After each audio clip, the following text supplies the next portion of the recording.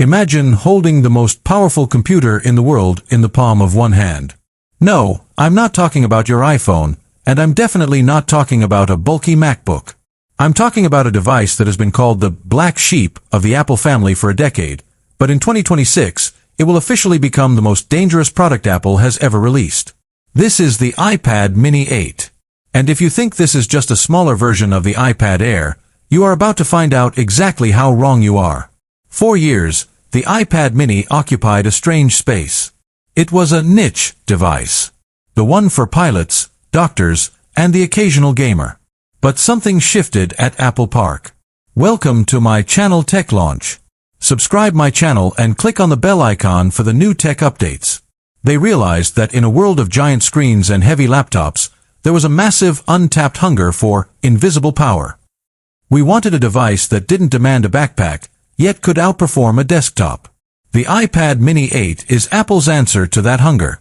It is a technological paradox, a device so small it feels like a toy, but so fast it feels illegal.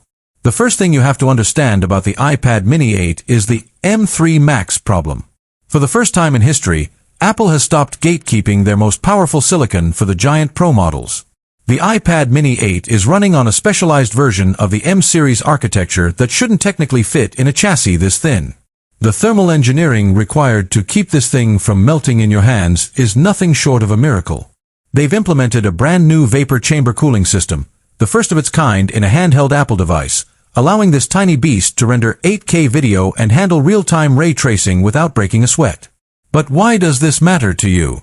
Why does a 30-minute video exist about a small tablet? Because the iPad Mini 8 isn't just a tablet anymore. It is the first true spatial computer companion. If you've seen the Vision Pro, you know the future is wearable. But the Vision Pro needs a brain, a controller, a portable hub that can handle the heavy lifting while you're on the move. The iPad Mini 8 has been redesigned from the ground up to be the tetherless heart of your digital life. Let's talk about the display, because this is where the most heated debates have been happening in the tech community. For years, we begged for promotion. We begged for 120 Hz. We were tired of the jelly scrolling that plagued the Mini 6. Apple didn't just give us 120 Hz on the Mini 8, they gave us a tandem OLED panel. This is the same display technology found in the $2,000 iPad Pro models, crammed into an 8.3-inch canvas. The blacks are infinite. The peak brightness hits 2,000 nits. If you're standing in the middle of Times Square in high noon, this screen will still look like a glowing sticker on glass. It is quite literally the best display ever put on a mobile device, period. But here is where it gets psychological. Why are people in the US dumping their iPad Pros for this? It's the friction factor.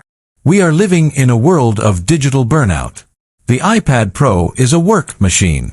When you pick it up, your brain thinks about emails, spreadsheets, and deadlines. But the Mini 8 is play. It's the device you grab when you want to read a book, but then realize you can also edit a Hollywood-grade movie on it while sitting in a coffee shop. It's the device that disappears. It doesn't sit between you and your life. It fits into your pocket